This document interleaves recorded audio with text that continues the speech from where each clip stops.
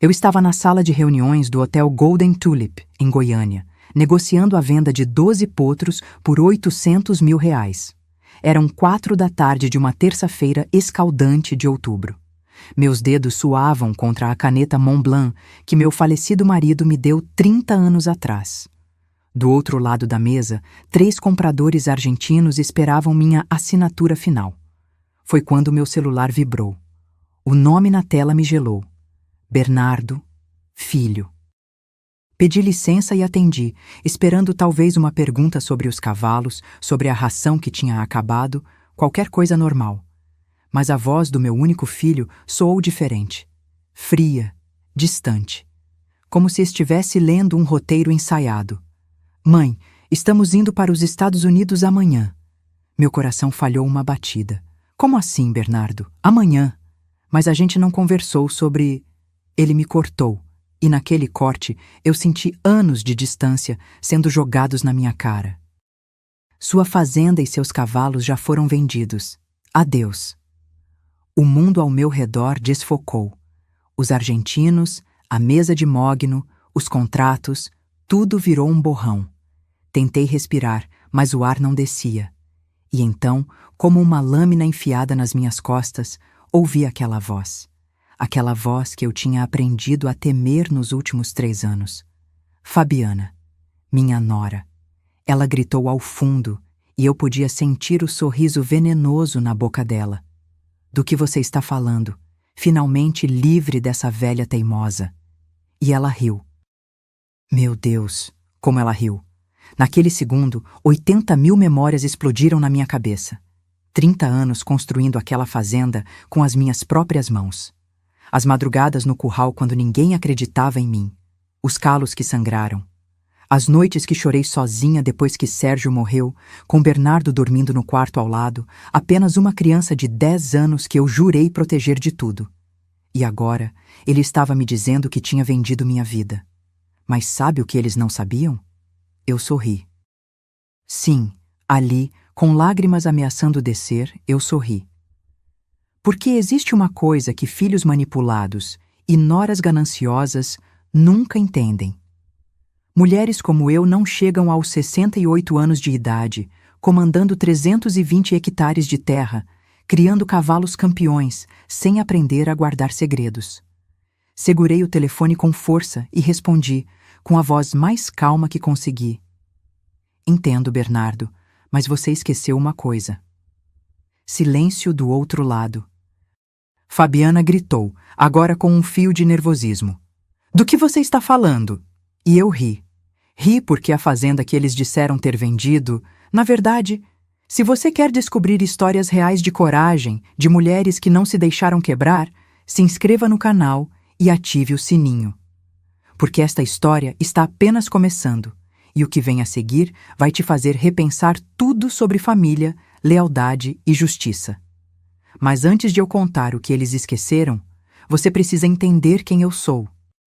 Precisa entender como uma viúva de 38 anos, sozinha, transformou 50 hectares de pasto seco no interior de Goiás em um império que fazia fazendeiros com o dobro da minha idade me pedirem conselhos. Porque o que aconteceu naquele telefonema não foi acidente. Foi o resultado de 40 anos de planejamento silencioso. E quando você entender isso, você vai entender por que eu não apenas sobrevivi àquela traição. Eu a transformei na pior decisão que eles já tomaram na vida. Meu nome é Isadora Mendes, e eu não nasci para ser fraca. Mas houve um dia em que pensei que seria. Um dia em que o chão sumiu debaixo dos meus pés e eu tive certeza de que não conseguiria me levantar. Foi uma sexta-feira de março, há 30 anos. Sérgio tinha acabado de completar 45 anos na quinta anterior. Fizemos uma festa pequena na varanda da nossa casa. Na época, apenas uma construção simples de 3 quartos, com goteiras no telhado e piso de cimento queimado. Ele estava sorrindo naquela manhã. Lembro do cheiro de café coado misturado com o odor de terra molhada que entrava pela janela da cozinha. Sérgio vestia aquela camisa xadrez desbotada que eu implorava para ele jogar fora. Ele beijou minha testa, chamou Bernardo para tomar café e saiu para o curral como fazia todas as manhãs desde que compramos aqueles 50 hectares. 3 horas depois, o vizinho bateu na minha porta com o rosto pálido. Aneurisma cerebral. Fulminante. Sérgio nem teve tempo de cair do cavalo. O animal sentiu e parou, como se soubesse que seu dono tinha partido. Eu tinha 38 anos. Bernardo tinha 10. E eu não tinha absolutamente nada além de 50 hectares de pasto seco, 17 cabeças de gado magro, uma dívida de R$82 mil no banco e um filho que acordava todas as noites chorando, chamando pelo pai. As pessoas da cidade falaram. Ah, como falaram. Isadora vai ter que vender tudo.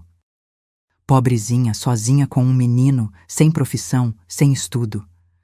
Dá uns 6 meses e ela volta para a casa da mãe. Eu ouvi cada palavra. Engoli cada previsão do meu fracasso como se fosse veneno. E sabe o que fiz? Acordei às 4 da manhã do dia seguinte ao enterro, vesti as botas de couro de Sérgio, que ficavam grandes nos meus pés, calcei as luvas de trabalho dele e fui para o curral. Sozinha. As mãos sangraram na primeira semana. Minha coluna gritava de dor todas as noites. Eu não sabia absolutamente nada sobre manejo de gado, sobre rotação de pasto, sobre vermífugos ou suplementação mineral. Mas eu aprendi. Meu Deus, como eu aprendi!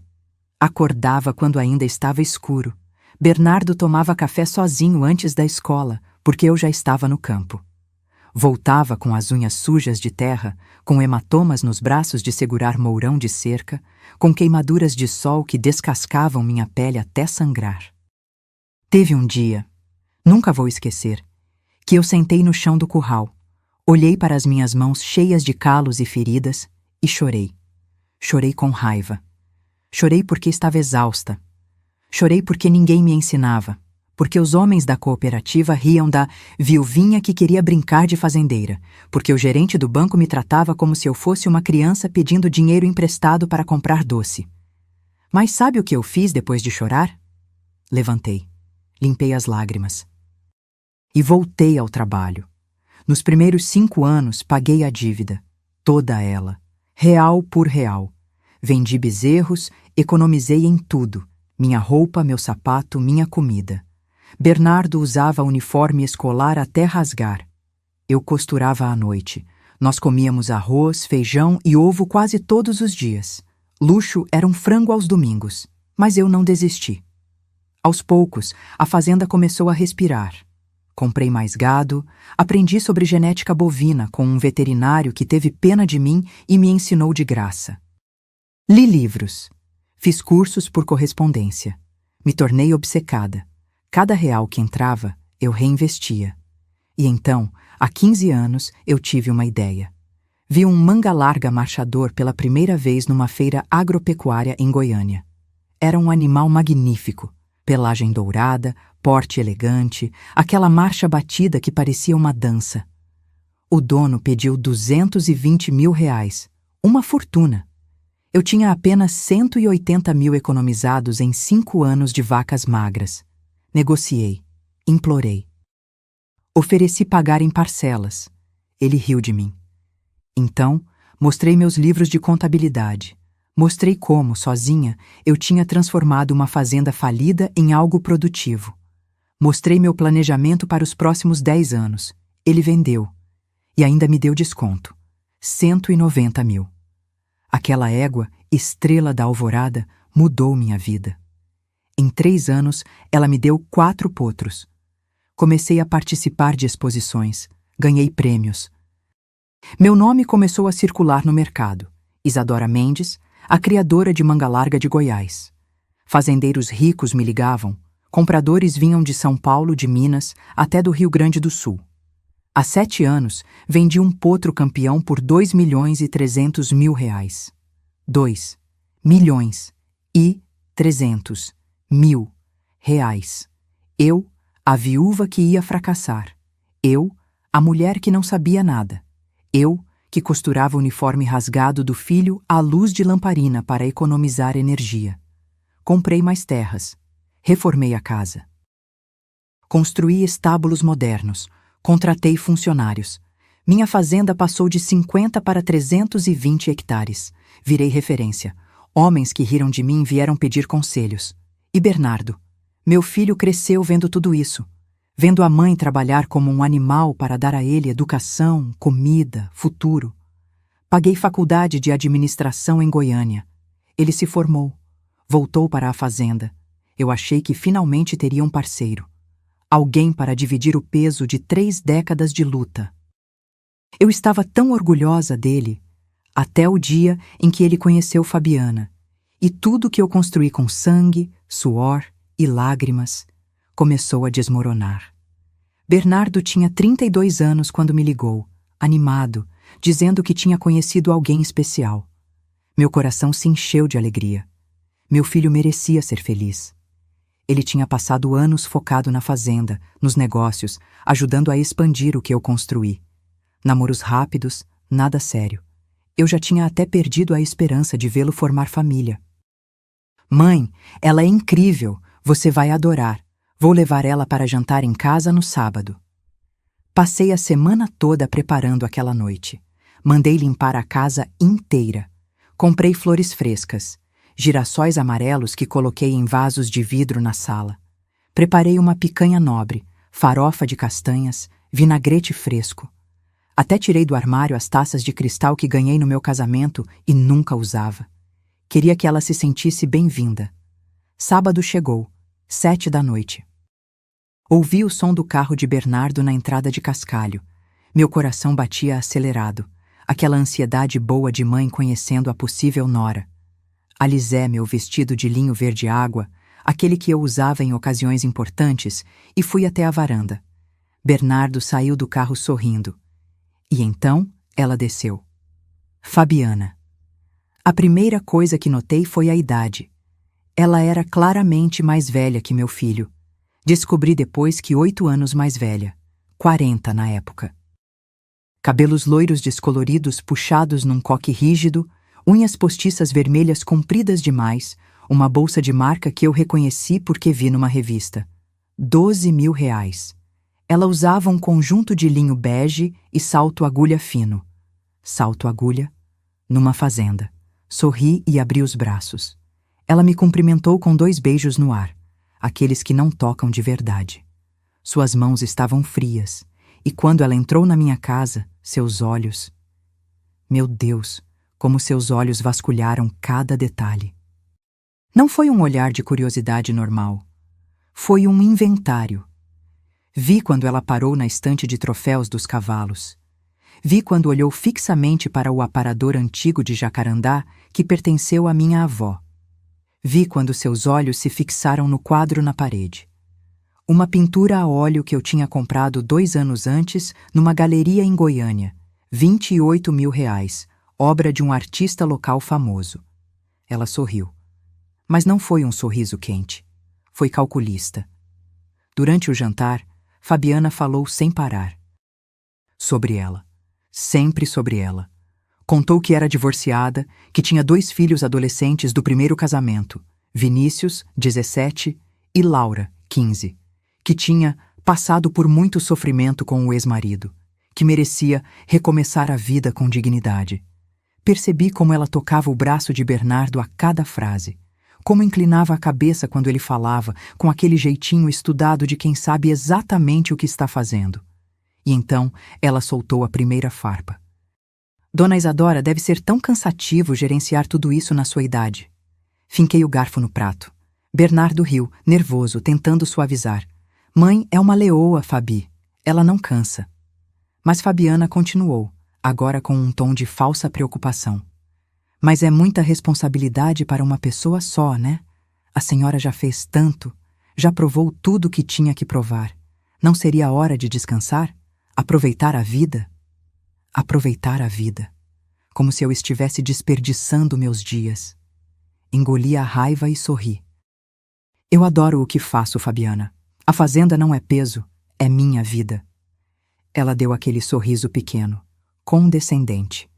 Claro, claro, mas mesmo assim, na sua idade, é natural querer passar o bastão para a próxima geração, não é? A próxima geração, ou seja, Bernardo, ou seja, ela. Olhei para meu filho esperando que ele dissesse alguma coisa, que me defendesse, que visse o absurdo daquela insinuação. Mas ele só comeu sua picanha, alheio, como se a mulher ao lado dele não tivesse acabado de me chamar de velha incapaz. A noite seguiu tensa. Fabiana elogiou a casa. Charmosinha, com potencial para reformas lindas. Elogiou os cavalos. Devem valer uma fortuna, né?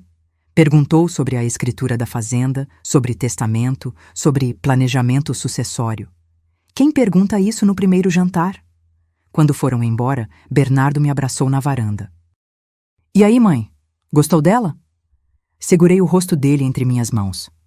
Meu menino, meu único filho. E menti. Se você está feliz, eu estou feliz. Mas naquela noite, deitada na cama, olhando o ventilador girar no teto, eu soube. Soube com cada fibra do meu ser. Aquela mulher não amava meu filho. Ela amava o que eu tinha construído. E ela não iria parar até conseguir tudo. 6 meses depois, Bernardo me ligou dizendo que ia se casar. Não pediu minha bênção. Não perguntou minha opinião. Apenas avisou. A cerimônia seria pequena, só parentes próximos, no cartório de Goiânia. Vesti meu melhor conjunto e fui. Vi Fabiana entrar de branco, um vestido justo demais para uma segunda união. Vi os filhos dela, 2 adolescentes entediados mexendo no celular. E vi meu filho assinar aquele papel como se estivesse assinando o fim da nossa história. Porque foi exatamente isso que ele fez. A partir daquele dia, Fabiana entrou oficialmente na minha vida. E ela tinha planos. Planos que eu ainda não imaginava o quão cruéis podiam ser. Os primeiros 6 meses depois do casamento foram sutis. Tão sutis que eu quase duvidei dos meus próprios instintos. Fabiana se mudou para a casa principal da fazenda com Bernardo. Aquela que eu construí tijolo por tijolo, suor por suor. Trouxe os 2 filhos, Vinícius e Laura, que ocuparam os quartos de hóspedes como se fossem donos. A menina reclamava da internet lenta. O garoto reclamava do tédio da roça. Nenhum dos 2 me cumprimentava direito, mas Fabiana? Fabiana era doçura pura, na minha frente. Dona Isadora, a senhora não precisa se preocupar com mais nada. Agora tem gente jovem aqui para cuidar de tudo. Dona Isadora, descansa. Eu arrumo a cozinha. Dona Isadora, deixa que eu levo esses documentos para o Bernardo assinar. A senhora já trabalhou demais hoje. Cada Dona Isadora soava como um lembrete. Você é velha. Você está ultrapassada. Você está no caminho. E Bernardo? Meu filho estava cego, completamente enfeitiçado. No primeiro ano, Fabiana começou com sugestões casuais durante os jantares. Amor, sua mãe trabalha tanto. Será que não está na hora dela aproveitar a vida? Viajar, descansar? Bernardo olhava para mim com aquele olhar de pena que me partia o coração. Mãe, a Fabi tem razão. Você devia tirar férias. Quando foi a última vez que você viajou? Eu segurava o garfo com força. Viagem? Eu não tirava férias há 25 anos porque não queria. Porque minha fazenda era minha vida. Meus cavalos eram minha alegria. Mas explicar isso para alguém que nunca construiu nada do zero? Impossível. Estou bem, filho. Não preciso de férias. Fabiana suspirava, dando aquele sorrisinho compreensivo para Bernardo, como quem diz, viu? Ela é teimosa mesmo. No segundo ano, a coisa escalou. Fabiana começou a organizar reuniões familiares. Ela, Bernardo, os 2 filhos dela e eu. Sim, reuniões, na minha própria casa, para discutir o futuro da fazenda. Lembro da primeira como se fosse ontem, uma tarde de domingo, depois do almoço. Fabiana trouxe uma pasta de documentos, colocou na mesa da sala e disse com voz melosa. Dona Isadora, precisamos conversar sobre planejamento sucessório. A senhora não vai viver para sempre, Deus me livre. Mas temos que pensar na continuidade do negócio. Meu sangue gelou. Bernardo completou, como um papagaio treinado. Mãe. A gente precisa se organizar. Você está com 66 anos. É natural pensar nisso. Natural? Eu tinha 66 anos e acordava às 5 da manhã para cavalgar. Fechava contratos de R$ 500 mil sozinha. Minha mente estava mais afiada que a de qualquer jovem de 30. Mas Fabiana continuou, agora com lágrimas falsas brilhando nos olhos. A gente se preocupa tanto com a senhora. Carregar esse peso sozinha deve ser exaustivo. Ela sabia exatamente onde apertar. Comecei a perceber mudanças pequenas. Documentos que eu deixava no escritório sumiam. Contratos que eu precisava assinar desapareciam. Bernardo começou a tomar decisões sem me consultar. Vendeu 3 éguas reprodutoras sem me avisar. Quando questionei, ele respondeu: Mãe, você estava dormindo. Não quis te acordar. Você precisa descansar mais. Descansar. Aquela palavra maldita. E então, numa tarde de terça-feira, eu encontrei. Estava procurando um contrato de compra de ração no escritório quando vi papéis na impressora.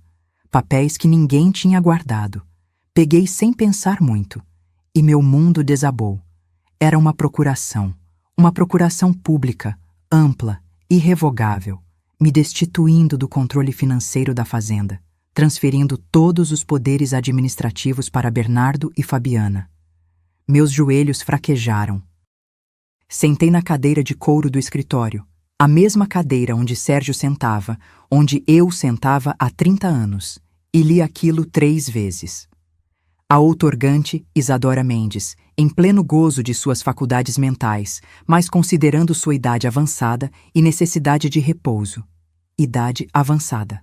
Necessidade de repouso. Como se eu fosse uma velha senil que não sabia nem assinar o próprio nome.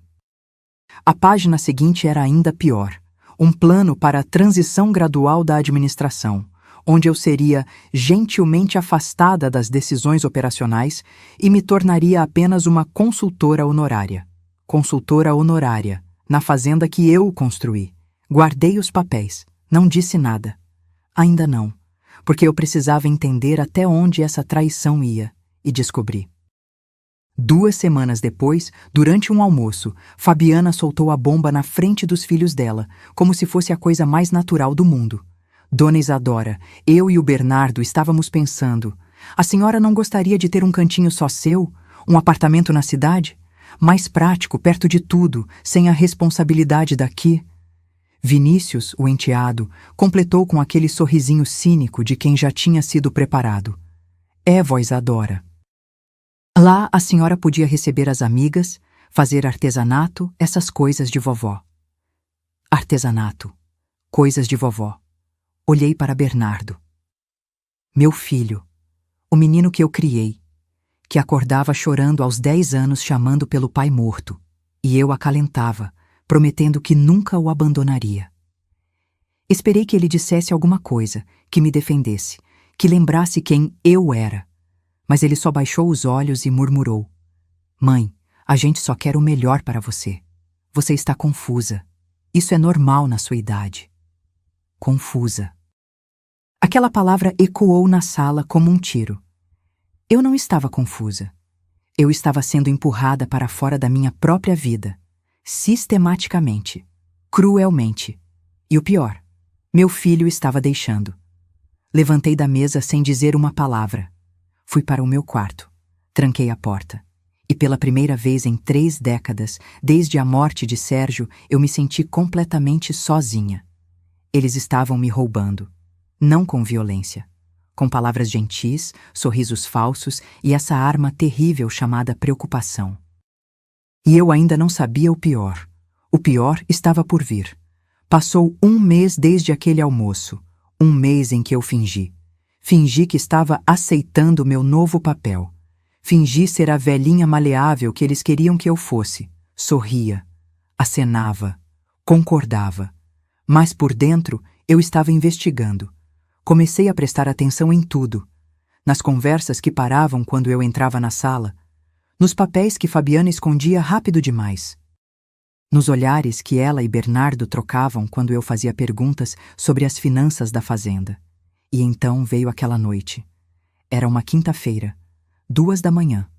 Eu tinha acordado com sede, minha boca seca, aquela sensação ruim que vem com noites mal dormidas. Desci para a cozinha de camisola e chinelos, pisando devagar para não acordar ninguém.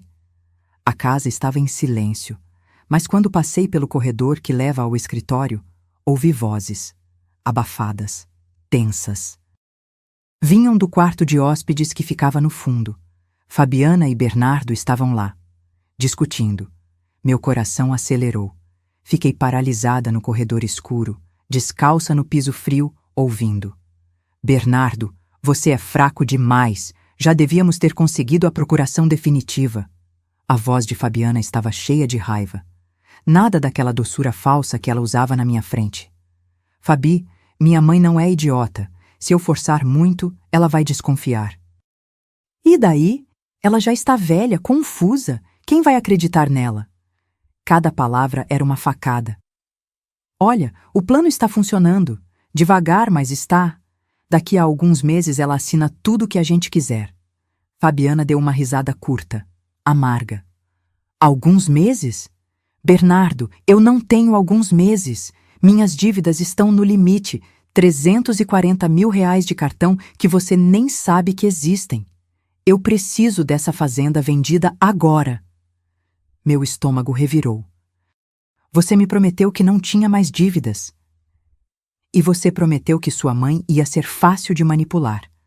Mas a velha teimosa ainda se agarra nessa fazenda como se fosse dona da vida. Silêncio pesado. Então, Bernardo falou, e o que saiu da boca dele me destruiu.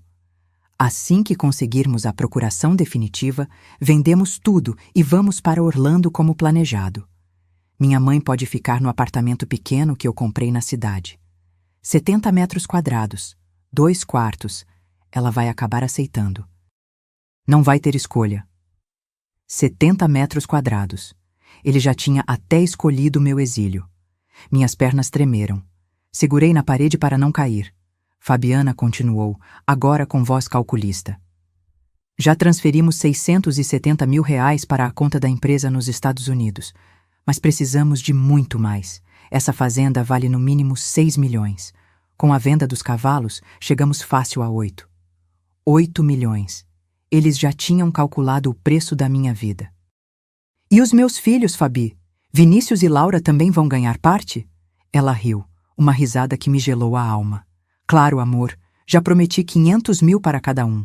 Eles vão abrir os negócios que sempre quiseram. É justo, né? Afinal, vão ser seus enteados oficiais. Parte da família. Parte da família. Enquanto eu, a mãe que criou Bernardo sozinha, seria descartada num apartamento de 70 metros quadrados. Fiquei ali, petrificada no escuro, ouvindo o plano completo se desdobrar. Fabiana tinha convencido Bernardo a abrir uma LLC na Flórida, uma empresa limitada americana. Já tinham despejado 670 mil reais lá. Dinheiro que Bernardo tinha acesso como administrador temporário da fazenda. Administrador temporário. Aquele cargo que eu dei a ele confiando que meu filho jamais me roubaria. Mas tinha pior. Bernardo, aquele comprador de Goiânia, está pressionando. Ele quer fechar a venda da fazenda até o fim do mês. 5 milhões e 800 mil à vista. Meu coração parou. Mas a fazenda não está no nome dela ainda? Como vamos vender? A resposta de Fabiana foi um sussurro venenoso. Já está resolvido, amor. Você assinou a procuração dela semana passada, lembra? Eu só ajustei alguns detalhes. Adulteramos a assinatura em 2 documentos de transferência. O tabelião é amigo do meu primo. Ele não vai questionar.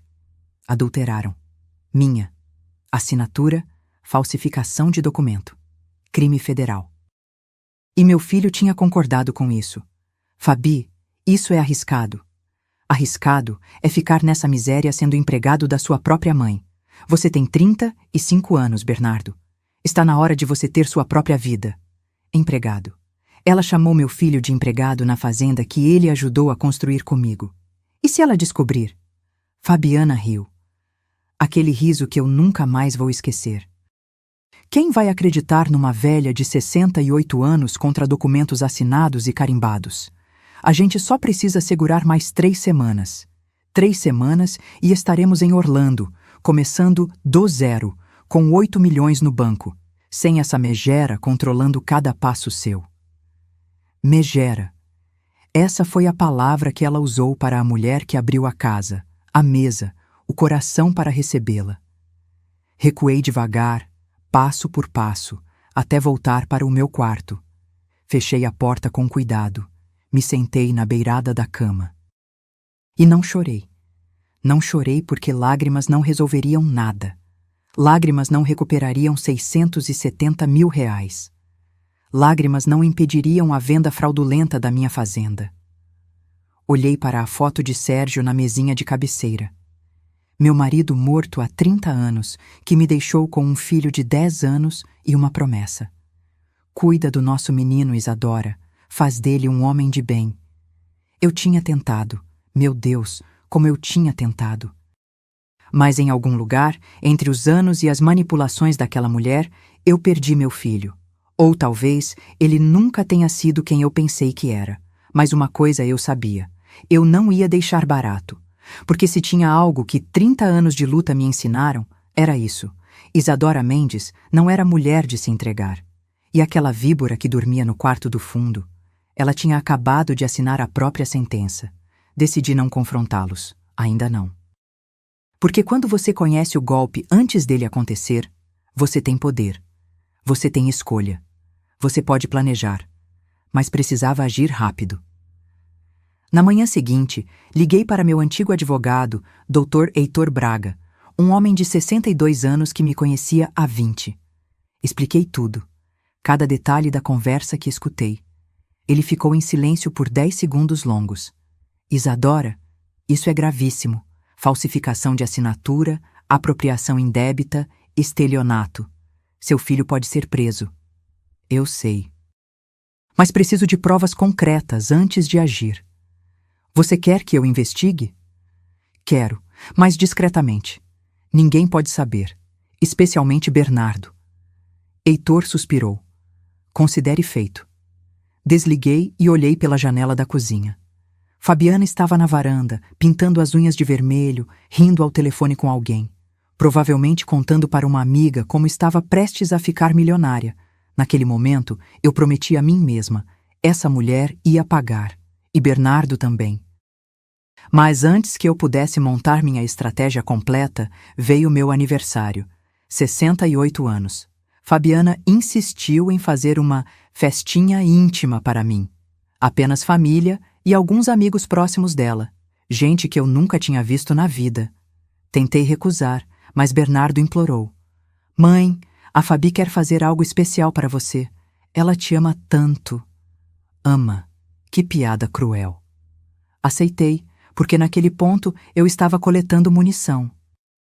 Cada palavra, cada gesto falso, cada humilhação, tudo ia ser usado contra eles. O almoço foi no domingo, 12h. Fabiana decorou a mesa com arranjos de flores artificiais, lírios de plástico rosa-choque que eu odiava. Fez uma lasanha requentada e comprou um bolo industrializado da padaria com aquela cobertura doce demais. Chegaram 10 pessoas, amigos de Fabiana, um casal de empresários de Goiânia, 2 amigas dela que não paravam de tirar selfie, o primo dela, aquele do tabelião corrupto. Gente superficial, barulhenta, que não sabia nem meu nome direito. Me sentei na ponta da mesa, na minha própria casa, como uma convidada. E então começou. Durante o almoço, Fabiana levantou a taça de vinho barato e fez um brinde. Alto, para todos ouvirem. Quero brindar a dona Isadora, que hoje completa 68 anos. Uma mulher. Como posso dizer? De muita fibra, né? Construiu essa fazenda todinha, sozinha, depois que ficou viúva. As pessoas aplaudiram educadamente. Ela continuou. Agora com aquele tom de pena que me fazia querer gritar. Mas toda mulher forte precisa saber a hora de parar, né, gente?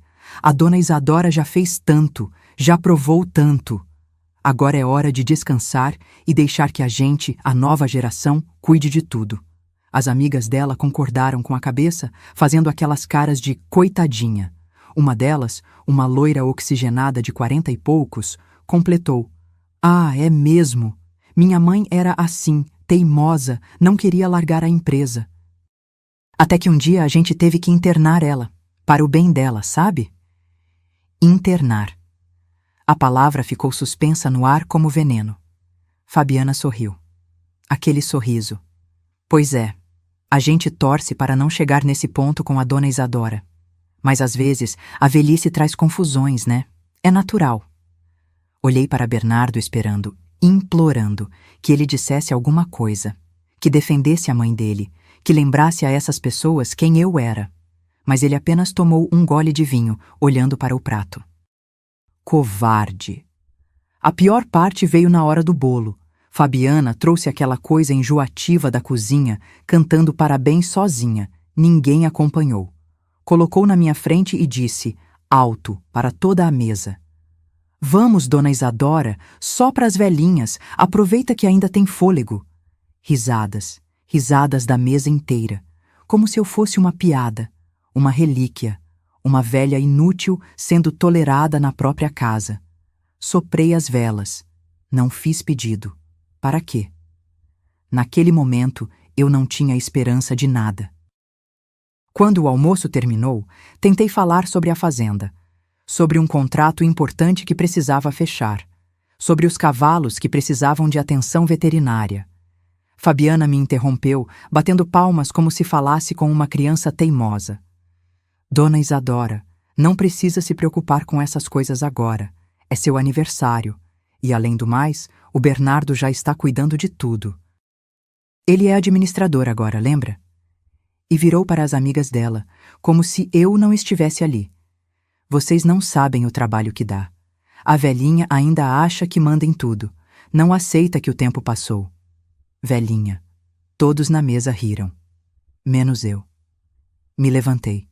Murmurei uma desculpa qualquer sobre estar cansada. Subi para o meu quarto. Ninguém veio atrás de mim. Ninguém perguntou se eu estava bem. Ninguém se importou. Sentei na beirada da cama e olhei pela janela. Via os estábulos ao longe. Os cavalos pastando no campo. Aquela terra que eu transformei de cinzas em ouro. E pela primeira vez em 30 anos, desde que Sérgio morreu, eu pensei em desistir. Pensei, para quê? Para que lutei tanto? Para ser descartada como lixo? Para ser chamada de velha confusa, de teimosa, de peso morto?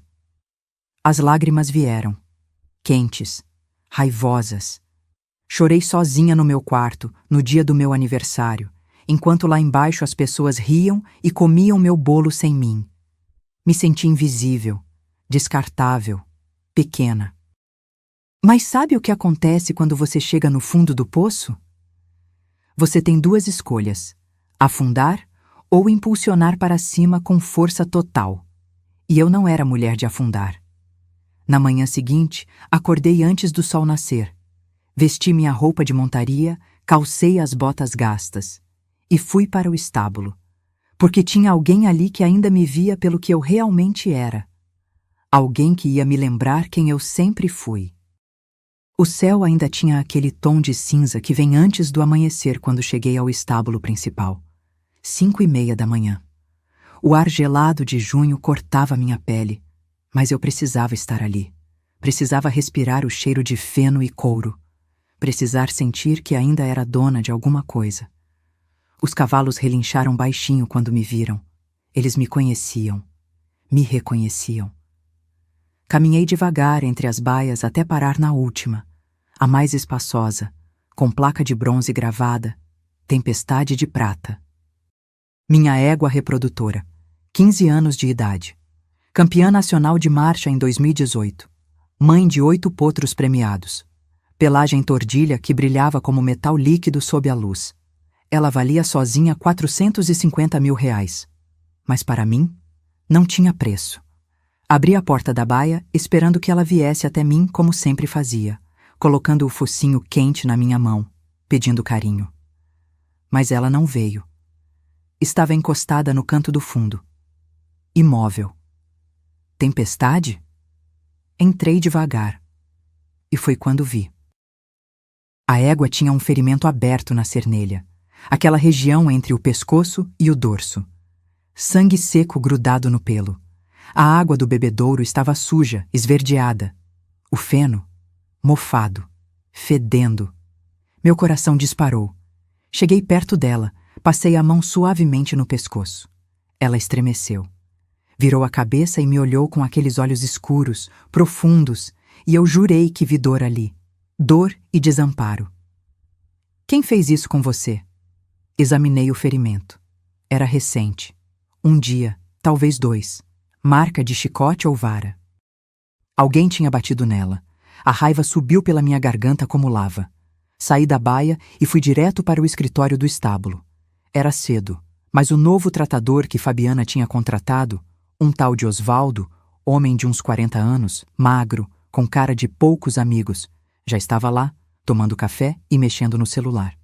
Bati na porta. Ele levantou os olhos, entediado. Quem está cuidando da tempestade de prata? Ele deu de ombros. Eu, ué. Então me explica o ferimento que ela tem. Osvaldo levantou irritado, como se eu estivesse atrapalhando o dia dele. Aquela égua tá rebelde. Não quis entrar no brete ontem para a limpeza. Tive que dar uns tapas. Uns tapas. Na minha campeã nacional. Na minha tempestade. Minha voz saiu gelada. Pega suas coisas. Você está demitido. Ele riu.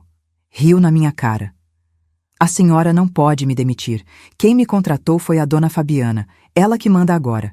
Ela que manda agora. Aquelas 5 palavras foram como um soco no estômago. Mas então algo dentro de mim quebrou. Não sei se foi a humilhação do dia anterior. Não sei se foi ver minha égua machucada. Não sei se foi ouvir aquele verme dizer que outra pessoa mandava na minha fazenda. Mas algo se rompeu. E o que saiu não foi a mulher cansada, humilhada, invisível. Foi Isadora Mendes, a mulher que transformou pó em império. Dei 2 passos na direção dele. Olhei nos olhos dele com uma intensidade que fez o sorriso sumir da cara dele. Eu não perguntei quem te contratou. Eu disse, você está demitido. Pega suas coisas e sai da minha propriedade antes que eu chame a polícia por maus tratos a animais. Ele tentou argumentar, mas eu não deixei. Peguei o telefone, disquei para o caseiro da fazenda, seu Valdir, homem de confiança que trabalhava comigo há 18 anos, e ordenei. Valdir, o Osvaldo está saindo agora. Acompanha ele até o portão, e a partir de agora, ninguém é contratado ou demitido sem minha autorização. Ninguém. Osvaldo saiu bufando, xingando baixo. Não me importei. Voltei para o estábulo, para a tempestade. Passei as 2 horas seguintes cuidando dela pessoalmente. Limpei o ferimento com soro fisiológico e pomada antibiótica. Troquei a água. Coloquei feno fresco.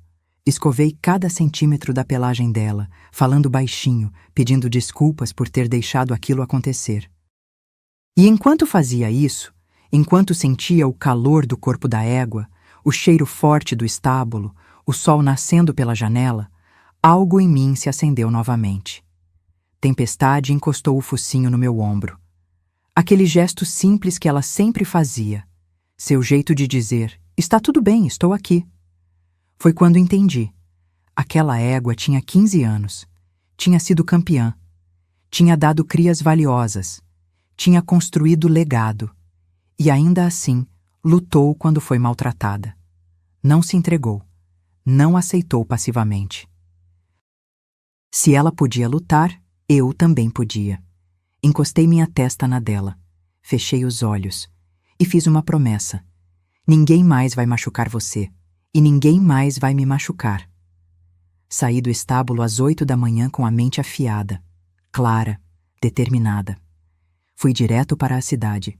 Dirigi os 58 quilômetros até Goiânia sem parar. Entrei no escritório do Dr. Heitor Braga sem marcar hora. Ele estava em reunião, mas quando a secretária disse que era urgente, ele me recebeu imediatamente.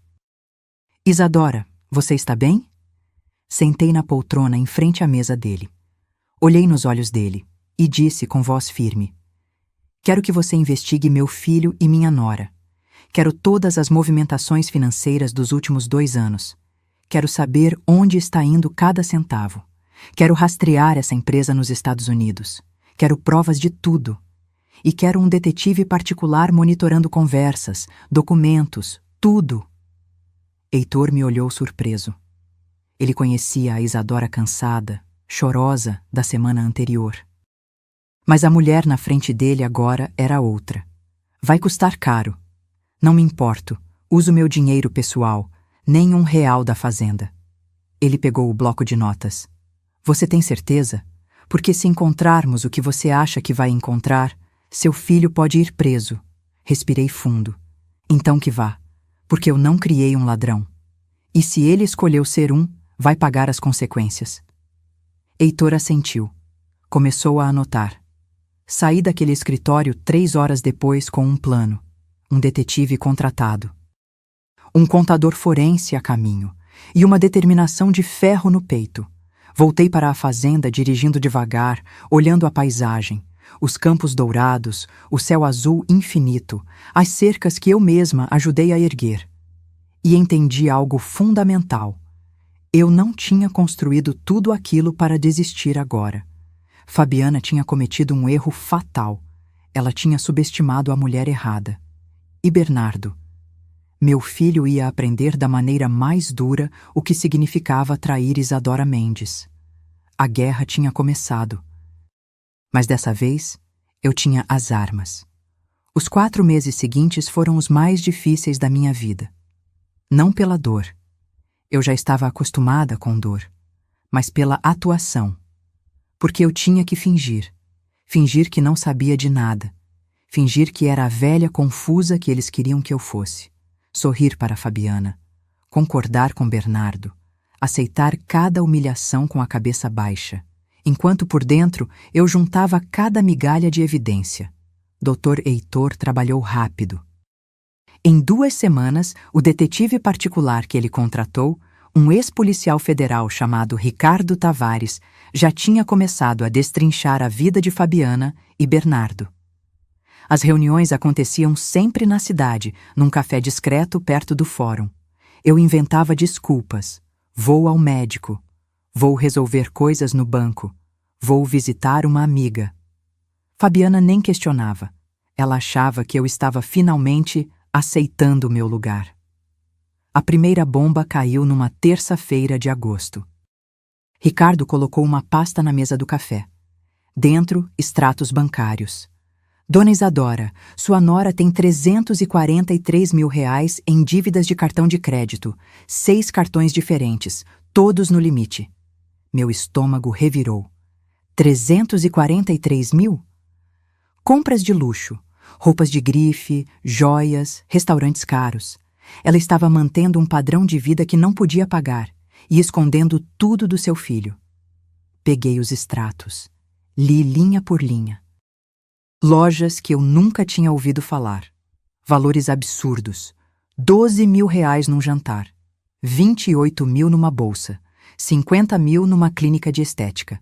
Enquanto eu usava a mesma bota há 8 anos. Tem mais, Ricardo continuou, passando outros documentos. Ela prometeu aos filhos do primeiro casamento, Vinícius e Laura, que eles receberiam herança da sogra para abrir negócios. Mostrou mensagens de WhatsApp que ele conseguiu interceptar. Meu sangue gelou lendo. Fabiana para Vinícius. Calma, filho. Daqui 3 meses, quando a velha assinar tudo, você vai ter seu dinheiro para a loja de games. 500 mil como prometi. Fabiana para Laura. Filha, seu salão de beleza vai sair. A fazenda vai ser vendida e você vai ter seus 500 mil também. Só precisa ter paciência com essa sogra teimosa. Eles estavam contando meu dinheiro, dividindo minha vida antes mesmo de eu morrer. Mas o pior ainda estava por vir. Ricardo abriu o laptop. Mostrou movimentações bancárias da conta de Bernardo como administrador da fazenda. Nos últimos 18 meses, seu filho transferiu 670 mil para uma conta da LLC que eles abriram na Flórida, Sunshine Farms, LLC. R$ 670 mil. Dinheiro da venda de gado, de cavalos, de contratos que eu fechei, desviado para os Estados Unidos. E tem mais. Eles já venderam 30 bezerros de forma antecipada, receberam 420 mil de um frigorífico de Anápolis e o dinheiro sumiu. Não entrou na contabilidade da fazenda. 420 mil reais. Simplesmente evaporados.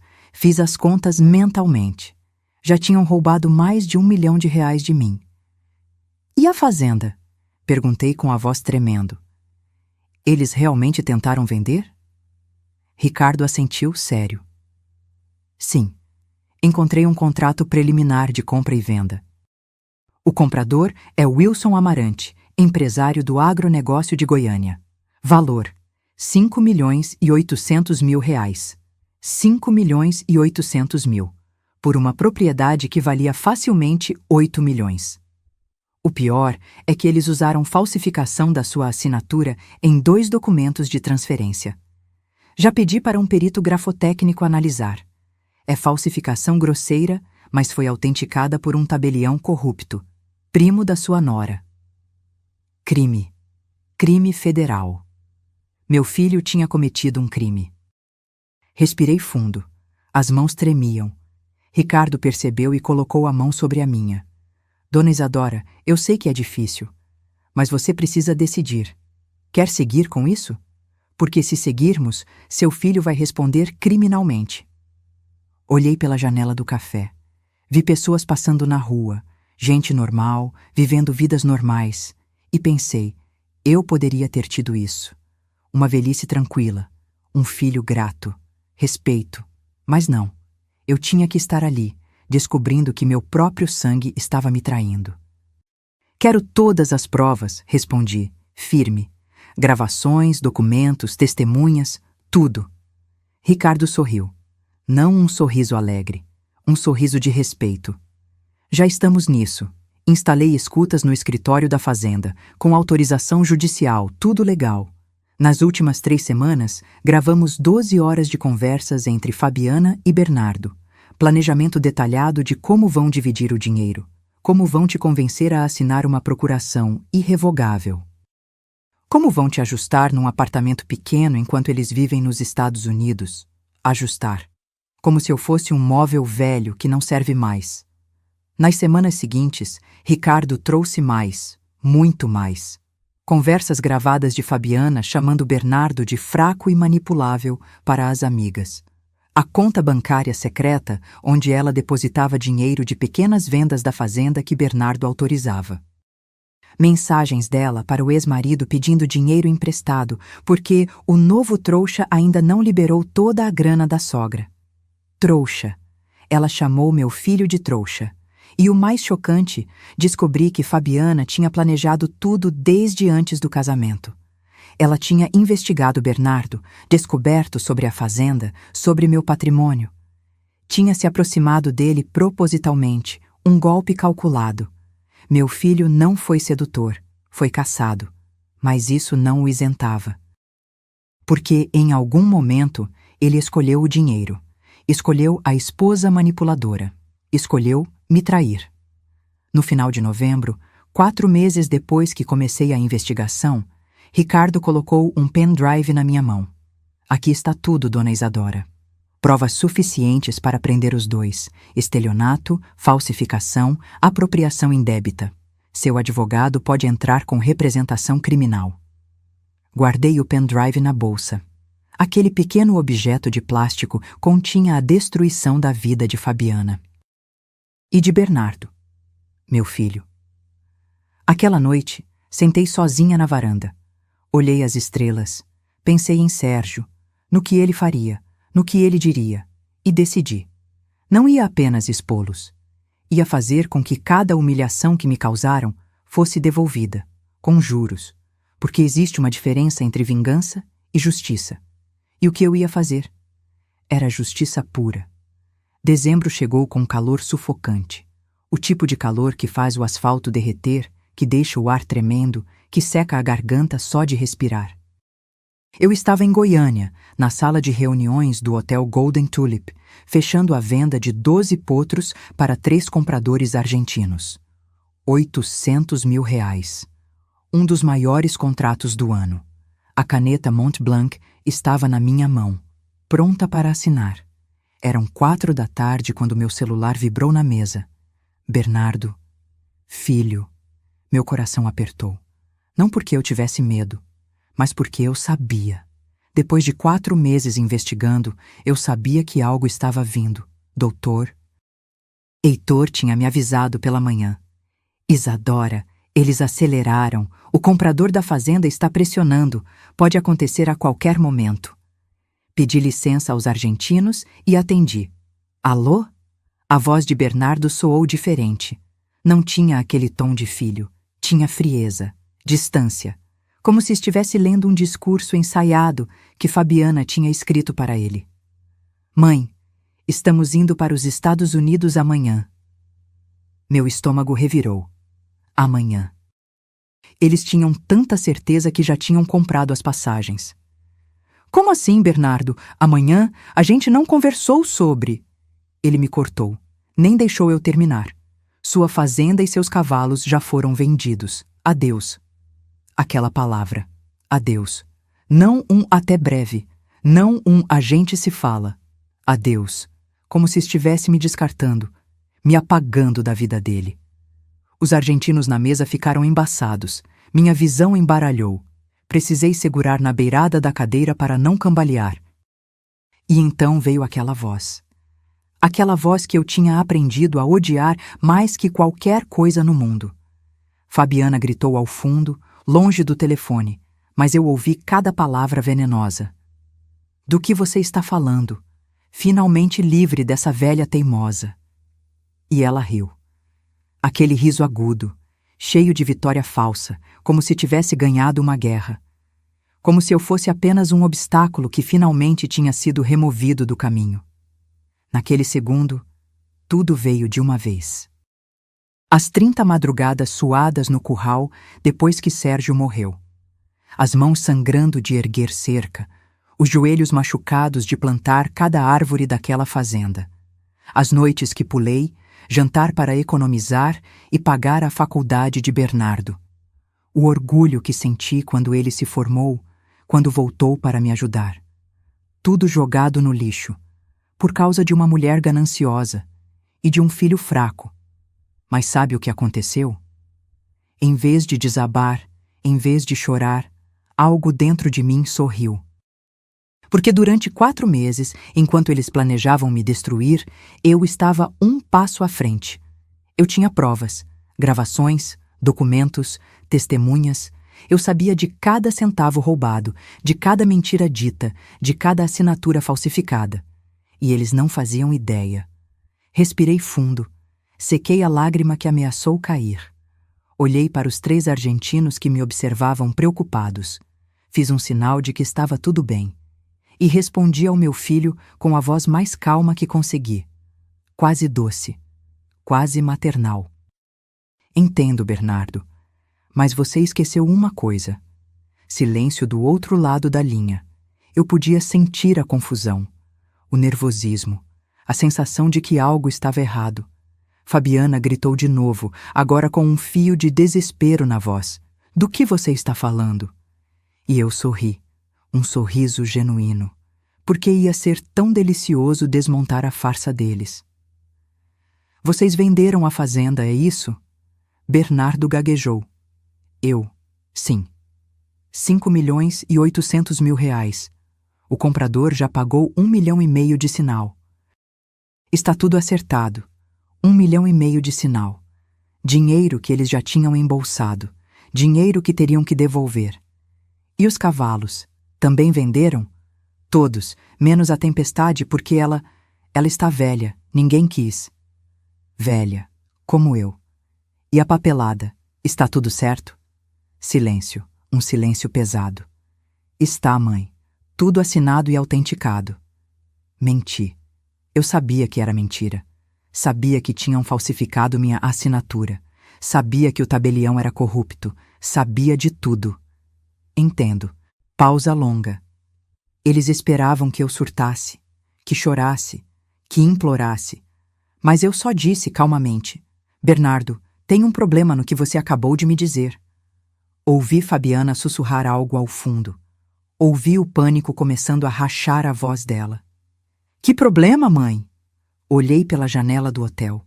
O sol de dezembro queimava o céu de Goiânia.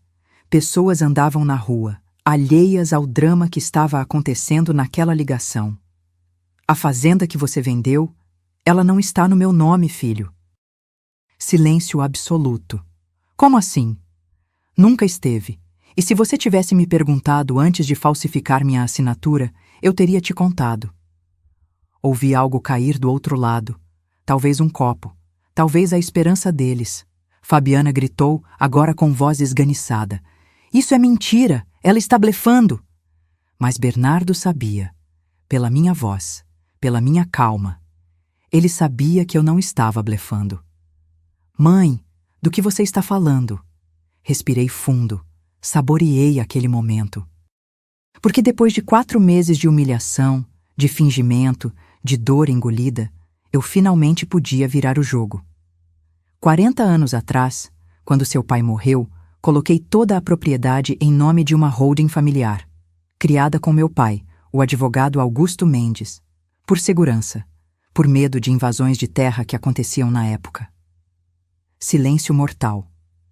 Você nunca teve poder legal para vender nada, Bernardo.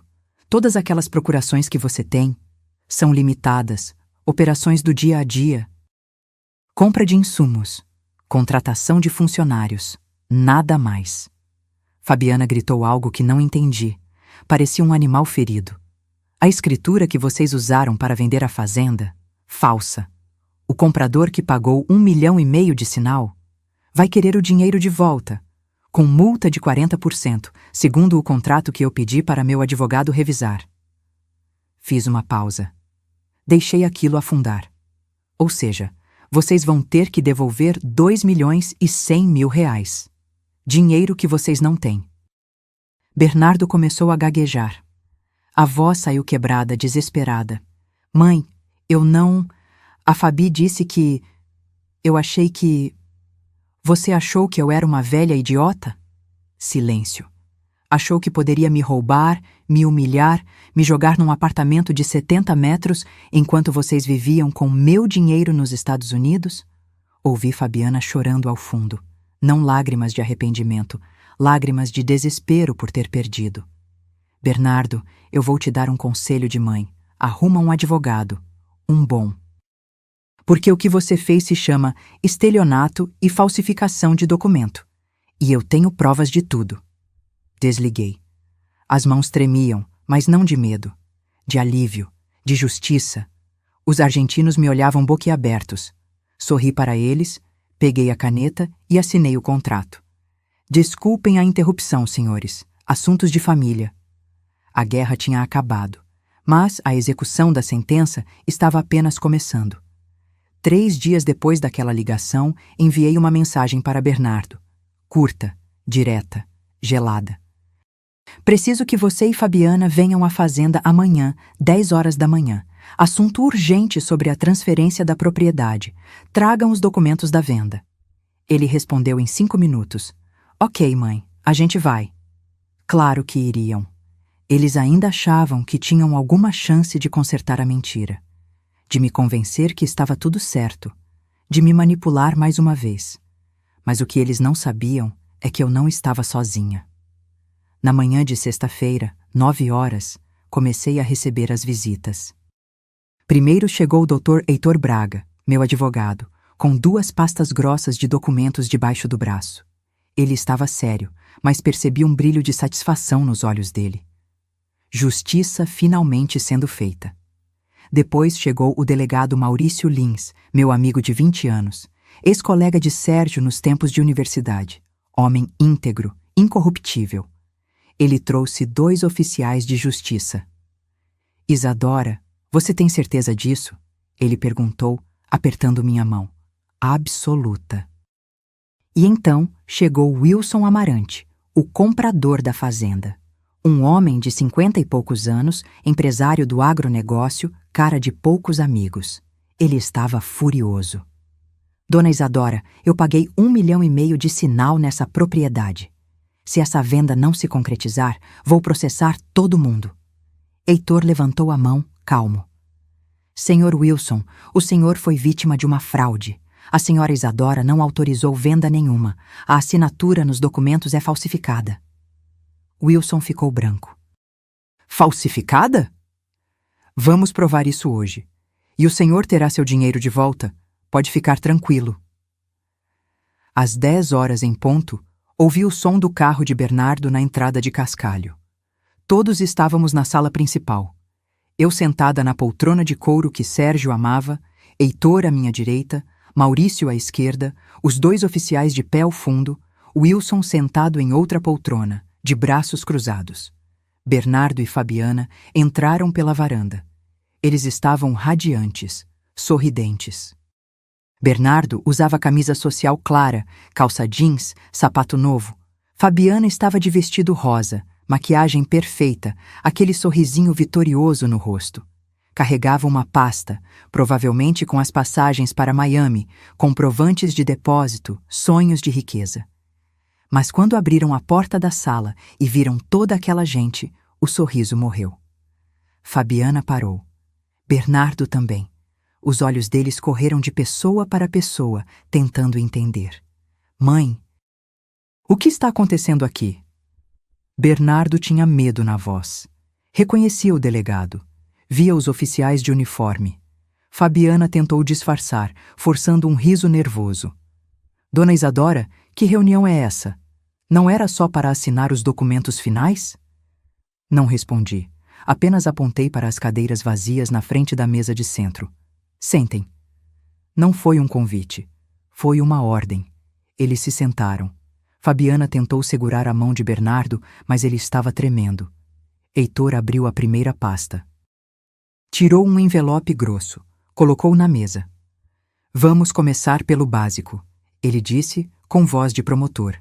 Bernardo Mendes e Fabiana Costa Mendes, vocês tentaram vender uma propriedade que não pertence a vocês. Usaram falsificação de assinatura em documentos públicos. Desviaram mais de R$ 1 milhão em fundos da fazenda para contas pessoais. Fabiana levantou, agressiva. Isso é mentira. Nós temos procuração. O Bernardo é administrador. Heitor nem piscou. Procuração limitada. Operações do dia a dia. Nunca, em nenhum momento, houve autorização para a venda de patrimônio. Tirou outro documento. Uma certidão. A Fazenda Santa Helena pertence a Holding Mendes em Filhos Agropecuária Litada, registrada em 1985, sob controle societário majoritário de Isadora Mendes. Bernardo possui 10% de participação, herança do pai, mas não tem poder de decisão sobre venda ou alienação de bens. Bernardo ficou branco como papel. Mas, mãe, você nunca me disse... Nunca te perguntei, respondi gelada. Se tivesse me procurado com respeito, como filho, em vez de me tratar como uma velha no caminho, eu teria explicado tudo. Heitor continuou, implacável. Vocês receberam R$ 1,5 milhão de sinal do senhor Wilson Amarante, aqui presente. Wilson se inclinou, fuzilando os dois com o olhar. E eu quero meu dinheiro de volta, com os 40% de multa previstos no contrato. Dá R$ 2,1 milhões. Fabiana começou a chorar. Não de tristeza, de pânico. A gente não tem esse dinheiro, já gastamos, já compramos, já transferimos. Já roubaram, completei. R$ 670 mil desviados para os Estados Unidos, 420 mil de venda irregular de gado, mais o sinal de R$ 1,5 milhão. No total, R$ 2,590 mil. Heitor tirou outro envelope. Esse era o mais pesado. Aqui estão as gravações. 4 meses de conversas interceptadas, legalmente com autorização judicial, onde os senhores planejam detalhe por detalhe como se livrar da dona Isadora. Colocou um gravador pequeno na mesa. Apertou play. A voz de Fabiana encheu a sala. Assim que conseguirmos a procuração definitiva, vendemos tudo e vamos para Orlando.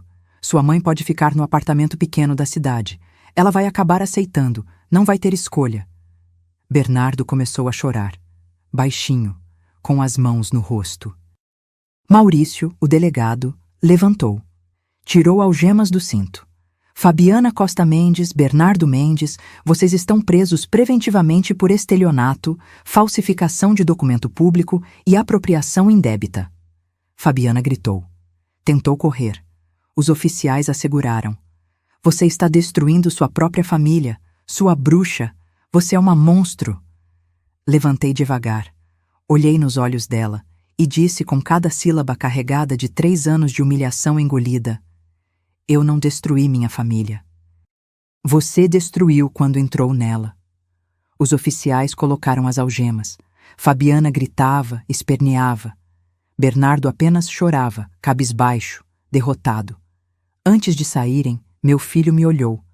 E naquele olhar, eu vi. Vi o menino de 10 anos que perdeu o pai. Vi o jovem que eu criei sozinha. Vi o homem que ele poderia ter sido. E vi o criminoso que ele se tornou. Mãe, me perdoa. Não respondi, apenas virei o rosto, porque perdão, meu filho, se conquista com mudança. E você tinha um caminho longo pela frente. A delegacia de Goiânia estava gelada naquela tarde. Ar-condicionado velho fazendo barulho, cheiro de café requentado e papel velho. Sentei numa cadeira de plástico duro, enquanto o Dr. Heitor conversava com o delegado Maurício sobre os próximos passos. Fabiana estava numa sala de depoimento, gritando com o advogado que conseguiu de última hora. Bernardo estava em outra, calado, olhando para as próprias mãos algemadas. 3 horas depois, saiu a prisão preventiva para ambos. Heitor veio até mim com os documentos. Isadora, o Ministério Público vai oferecer denúncia na semana que vem. As provas são robustas. Eles vão responder por estelionato qualificado, falsificação de documento público e apropriação indébita. Penas somadas, Fabiana pode pegar até 10 anos. Bernardo, por ser réu primário e ter colaborado em parte, talvez 6. 10 anos. 6 anos. Números que pareciam irreais. E se eles fizerem acordo? Bernardo tem mais chances. Se confessar tudo, devolver o que pode, demonstrar arrependimento genuíno, poderia cumprir em regime semi-aberto. Fabiana? Mais difícil. Ela foi a cabeça. Tinha antecedentes de estelionato em outra comarca. Descobrimos ontem. Ela aplicou golpe parecido no primeiro marido. Então era isso. Fabiana era uma golpista profissional e Bernardo tinha sido apenas mais uma vítima. Um idiota, sim, mas uma vítima. Isso não o inocentava. Mas explicava. Nas semanas seguintes, o processo correu rápido. Maurício era eficiente. O juiz, imparcial. As provas, irrefutáveis. A primeira audiência foi em janeiro. Fabiana entrou na sala algemada, de uniforme laranja da prisão provisória, cabelo desgrenhado, sem maquiagem. Parecia 10 anos mais velha. Gritou comigo. Isso é culpa sua. Você nunca me aceitou. Você me tratou como lixo desde o primeiro dia. O juiz bateu o martelo. Silêncio ou será retirada. Ela chorou. Aquelas lágrimas que ela usava tão bem para manipular. Mas ali, naquela sala fria, não funcionavam mais. Seu advogado tentou alegar que ela tinha sido influenciada emocionalmente, que sofria de transtornos. Mas as evidências eram claras demais. Mensagens dela planejando cada etapa. Vídeos dela gastando dinheiro roubado em restaurantes caros. O histórico de golpes anteriores. A sentença de Fabiana saiu em março. 6 anos e 8 meses de reclusão em regime fechado. Sem direito a regime aberto. Perda de todos os bens adquiridos com dinheiro desviado. 2 carros importados, joias, o depósito de $50.000 que tinha feito para um restaurante em Orlando. Ela gritou quando ouviu.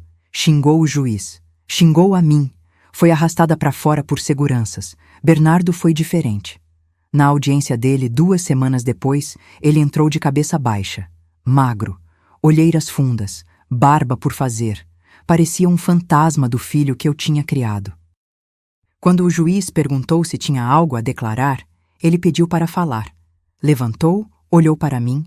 Eu estava sentada no fundo da sala e a voz dele saiu quebrada. Eu não tenho desculpa. Fiz tudo o que estão me acusando. Roubei minha mãe. Traí a mulher que me criou sozinha, que trabalhou até sangrar para me dar futuro. Eu me perdi. Lágrimas escorriam pelo rosto dele. Fui fraco. Acreditei em promessas vazias. Achei que dinheiro ia me fazer feliz. E no processo, destruí a única pessoa que sempre me amou de verdade. Ele olhou para o juiz. Eu mereço ser punido. Mereço pagar por tudo e vou passar o resto da vida tentando ser digno do sobrenome que carrego.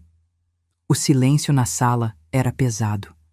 A sentença de Bernardo: 4 anos em regime semiaberto, mais a obrigação de devolver todo o valor desviado.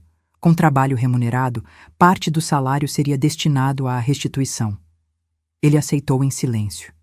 Não recorreu. Mas o pior de tudo não foi a prisão deles. Foi o que aconteceu com o resto. Wilson Amarante processou os dois pela devolução dos R$2.100.000. Como eles não tinham o dinheiro, houve penhora de bens. O apartamento de R$380.000, que era de Bernardo, leiloado. Os carros, vendidos. Até as roupas de grife de Fabiana foram a leilão, mas ainda faltava dinheiro. Wilson conseguiu bloqueio judicial dos futuros ganhos de Bernardo pelos próximos 15 anos. 30% de qualquer salário ou renda seria destinado ao pagamento da dívida. 15 anos. Meu filho ia pagar por essa escolha até os 50 anos de idade. Os filhos de Fabiana, Vinícius e Laura, voltaram para o pai biológico, um empresário de Anápolis que os recebeu de volta. Eles nunca mais quiseram falar com a mãe. Descobriram que ela tinha mentido sobre tudo, inclusive sobre o pai deles. E Fabiana? Ela tentou pedir divórcio de Bernardo da cadeia, mas ele se antecipou. Entrou com ação primeiro, alegando fraude e má-fé desde o início do relacionamento. O divórcio saiu em 2 meses. Sem divisão de bens. Não havia bens para dividir. Fabiana descobriu as dívidas que ele não sabia. Os R$343.000 em cartões. Mais empréstimos com agiotas que ela escondia. Total, R$500 mil em dívidas só dela. E ela ia sair da prisão devendo tudo isso, sem nada, sem ninguém. Em abril, 6 meses depois da prisão, recebi uma carta. Era de Bernardo. Abri com as mãos tremendo. Mãe, não espero que me perdoe. Não espero que um dia volte a me olhar como olhava antes. Mas preciso que saiba. Você me salvou. Salvou de mim mesmo, do homem horrível que eu estava me tornando. Deitado na cama desta prisão todas as noites, penso em tudo que você fez por mim. E em como retribuir com traição. Vou sair daqui em 2 anos se mantiver bom comportamento. E quando sair, vou trabalhar. Vou pagar cada centavo que roubei. Vou reconstruir meu caráter, mesmo que leve o resto da vida, porque você merece um filho melhor. E eu vou me tornar esse homem. Com amor e vergonha, Bernardo. Dobrei a carta, guardei na gaveta, e pela primeira vez em meses chorei. Não de tristeza, não de raiva, mas de esperança, porque meu filho, finalmente, tinha acordado. Os primeiros meses depois das sentenças foram estranhos. A fazenda continuava funcionando, sempre funcionou, porque eu nunca parei. Mas havia um silêncio diferente agora. Os quartos que Fabiana, Bernardo e os enteados ocupavam ficaram vazios. Mandei limpar tudo. Doei as roupas dela para instituições de caridade. Os móveis que ela tinha comprado com dinheiro roubado, vendidos. Cada centavo voltou para os cofres da fazenda. Voltei a ter minha casa de volta. Mas também voltei a estar sozinha. Nas primeiras semanas, não consegui visitar Bernardo. Heitor perguntou se eu queria ir, mas sempre inventava desculpas. Estou ocupada com os cavalos. Preciso fechar contratos. Não é o momento. A verdade? Eu tinha medo. Medo de olhar para meu filho através daquele vidro de visitação e ver o menino que eu criei. Medo de sentir pena. Medo de enfraquecer. Mas em maio, 3 meses depois da prisão, tomei coragem. Era uma terça-feira. Dirigi até a Aparecida de Goiânia, onde ficava o Centro de Detenção Provisória. Prédio cinza, grades, arame farpado, aquele lugar onde meu filho agora dormia. Passei pela revista. Deixei bolsa, celular, tudo. Entrei na sala de visitação.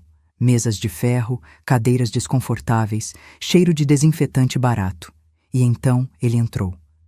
Meu Deus, como ele estava magro. Bernardo usava uniforme bege, cabelo raspado, barba feita. Tinha olheiras profundas, ombros caídos. Mas quando me viu, algo brilhou nos olhos dele. Não felicidade, vergonha misturada com alívio. Sentou na minha frente. Não sabia onde colocar as mãos. Mãe! Fiquei em silêncio. Apenas olhei para ele. Obrigado por vir. Eu achei que nunca mais ia ver você. A voz dele estava rouca, como se tivesse chorado muito. Como você está? Perguntei. Não por educação, mas porque, mesmo depois de tudo, ele ainda era meu filho. Sobrevivendo. Trabalho na cozinha. Acordo às 5, faço 400 marmitas por dia. Ganho um salário mínimo. 30% vai para pagar a dívida com o Wilson. O resto, guardo. Ele olhou para as próprias mãos calejadas. Pela primeira vez na vida, estou pagando minhas contas, com dinheiro que eu ganhei. E sabe o que é mais estranho? Eu me sinto limpo. Não respondi. Ainda não estava pronta para consolá-lo. Mãe, eu sei que destruí tudo. Sei que você nunca vai me perdoar.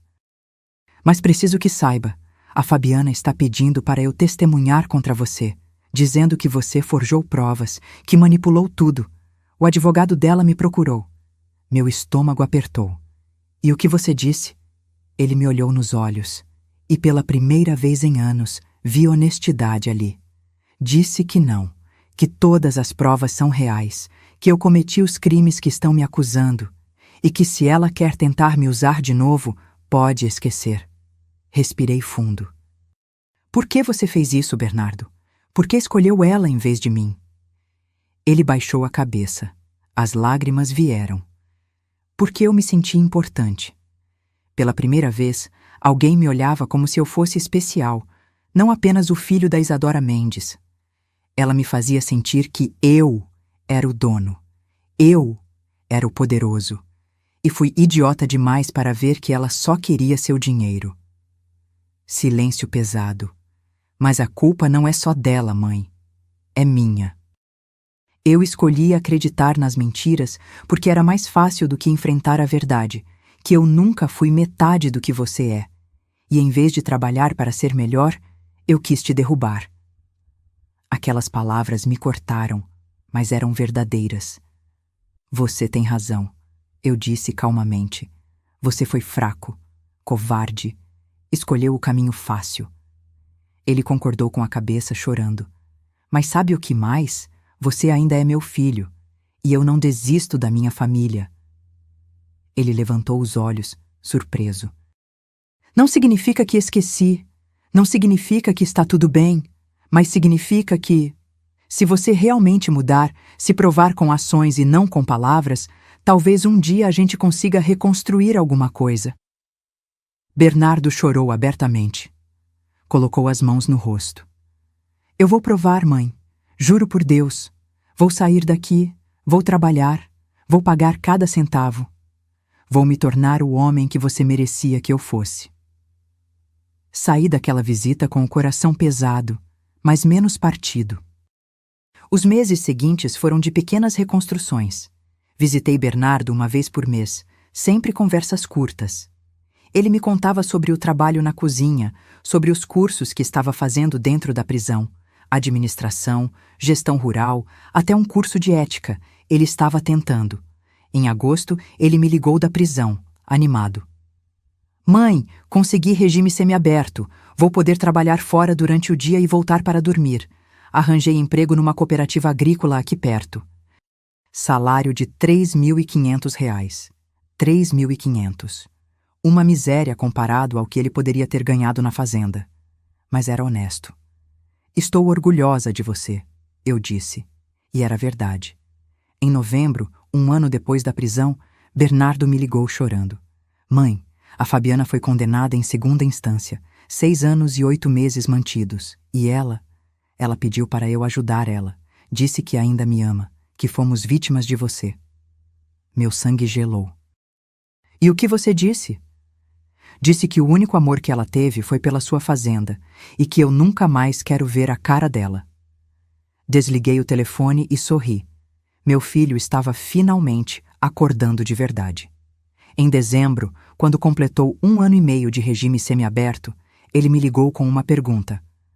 Mãe, quando eu sair definitivamente daqui 2 anos, você acha que, um dia, eu poderia voltar para na fazenda? Fiquei em silêncio. Não como dono, não como administrador, mas como funcionário, como peão. Quero aprender de novo, do zero, como você aprendeu quando o pai morreu. Olhei pela janela da sala.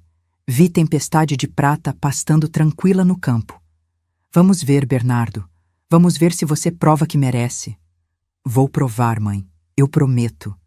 E pela primeira vez em anos acreditei nele. Porque perdão não é esquecer. Perdão é dar uma chance para recomeçar. E meu filho, finalmente, estava fazendo por merecer essa chance. 2 anos e meio se passaram desde aquele dia na sala, quando vi Bernardo e Fabiana algemados. 2 anos e meio de reconstrução lenta, de cicatrizes sarando, de aprender a confiar novamente. E nesse tempo, cada personagem dessa história recebeu exatamente o que merecia. Fabiana cumpriu 3 anos e meio de seus 6 anos e 8 meses quando conseguiu progressão para regime semiaberto por bom comportamento. Segundo o advogado dela, tinha se tornado modelo na prisão. Trabalhou na lavanderia, fez cursos, mas eu sabia a verdade. Gente como Fabiana não muda, apenas aprende a esconder melhor. Quando saiu, em julho de 2028, tentou reconstruir a vida, mas descobriu que reputação não se recupera tão fácil. As dívidas que deixou, R$512 mil entre cartões, agiotas e processos, a perseguiam. Teve nome negativado, CPF bloqueado. Não conseguia emprego. Tentou abrir um salão de beleza em Anápolis usando o nome de terceiros, mas faliu em 4 meses. Os filhos, Vinícius e Laura, cortaram contato completamente. O pai deles, um empresário decente que ela tinha caluniado por anos, os acolheu de volta e contou toda a verdade. Eles descobriram que a mãe sempre foi manipuladora, que o primeiro casamento acabou por golpes parecidos, que eles foram usados como peões numa estratégia maior. Vinícius me procurou por mensagem 1 ano após a prisão da mãe. Dona Isadora, quero pedir desculpas. Minha mãe nos ensinou a ver a senhora como inimiga. Hoje entendo que a senhora apenas se defendeu. Sinto muito, respondi com carinho. Ele não tinha culpa de ter uma mãe golpista. Laura nunca me procurou, mas soube que entrou na faculdade de Direito, trabalhando de dia e estudando à noite, talvez querendo entender como nunca mais ser enganada. Fabiana tentou contato com Bernardo dezenas de vezes, cartas que ele não respondia, ligações que ele não atendia. Até que um dia, ela apareceu na cooperativa onde ele trabalhava. Bernardo me ligou naquela noite, voz firme. Mãe, a Fabiana apareceu hoje. Disse que ainda me ama, que podemos recomeçar, que foi tudo culpa sua por ter armado contra ela. Meu coração acelerou. Mandei ela embora. Disse que o único amor que ela teve foi pela sua fazenda, não por mim. E que se ela aparecer de novo, vou pedir medida protetiva. Sorri do outro lado da linha. Você fez a coisa certa, filho. Aprendi com a melhor. Wilson Amarante, o comprador enganado, levou 3 anos para receber tudo de volta. Foram vendas de bens, penhoras, porcentagens de salários. Ele foi paciente, mas implacável. No final, recebeu os R$2.100.000 com juros e correção. Total de 2.400.000. Ele me procurou quando recebeu o último centavo. Dona Isadora, lamento que a senhora tenha passado por isso. Sua fazenda está de pé à venda? Sorri. Não, seu Wilson, nunca esteve e nunca estará. Ele riu, respeitoso. Imaginei, mas precisava tentar. Mulheres como a senhora são raras. Quanto a Bernardo, meu filho mudou, de verdade. Saiu da prisão em definitivo em março de 2029, depois de cumprir 4 anos entre regime fechado e semiaberto. Magro, barbudo, mas com olhos diferentes, limpos, honestos. Conseguiu emprego fixo na Cooperativa Agrícola de Goiânia, ganhando R$ 4.200 por mês. Alugou um apartamento pequeno de 1 quarto. Comprou móveis de segunda mão. Cozinhava para si mesmo, pagava as contas em dia. 30% do salário ainda ia para Wilson. Devia levar mais 8 anos para terminar de pagar. Mas ele não reclamava. Estou pagando por minhas escolhas, mãe. E tudo bem, é justo. Visitava a fazenda uma vez por mês. No início, ficávamos conversando na varanda, tomando café. Distante, mas presente. Ele nunca pediu dinheiro. Nunca pediu favores. Apenas queria reconstruir nossa relação. E aos poucos, tijolo por tijolo, fomos reconstruindo. Em junho de 2029, ele me perguntou se podia passar um final de semana na fazenda. Não nos quartos principais, no quarto de empregados. Disse que queria ajudar no manejo dos cavalos, sem ganhar nada, apenas para lembrar como era. Aceitei. Naquele sábado, acordou às 5 da manhã comigo. Foi para o estábulo, limpou as baias, deu banho nos cavalos, trocou o feno. Voltou com as mãos sujas, as roupas molhadas e o maior sorriso que eu tinha visto nele em anos. Tinha esquecido como isso é bom. Almoçamos juntos, conversamos sobre os cavalos, sobre genética, sobre os planos para a próxima temporada de reprodução. Não falamos sobre o passado. Não precisava. Antes de ir embora no domingo à noite, ele me abraçou. Um abraço longo, apertado. Obrigado por não desistir de mim, mãe. Mães nunca desistem, filho. Apenas esperam que os filhos acordem. No final de 2029, Bernardo estava em um relacionamento novo. Uma veterinária da cooperativa, mulher simples, honesta, 2 anos mais nova que ele. Ele me apresentou com nervosismo. Mãe, essa é a Letícia. Ela sabe de tudo. Do meu passado, dos meus erros, da prisão. E mesmo assim quis me conhecer. Olhei para a moça. Ela era bonita de um jeito simples. Cabelo preso, sem maquiagem, mãos calejadas de trabalho. Me cumprimentou com respeito genuíno, sem falsidade. Dona Isadora, é uma honra conhecer a senhora. O Bernardo fala muito da senhora. Coisas boas, espero, brinquei. Ela sorriu. Coisas honestas. E isso é melhor que coisas boas. Gostei dela na hora. Voltei minha atenção para a fazenda. Ela continuava produtiva, lucrativa. Em 2029, faturei R$ 3.200.000. Meu melhor ano. Comprei mais 40 hectares de terra adjacente. Investi em tecnologia nova para os estábulos.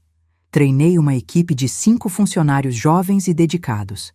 A fazenda não precisava mais de mim para sobreviver. Mas eu ainda precisava dela, porque aquela terra não era só negócio, era identidade.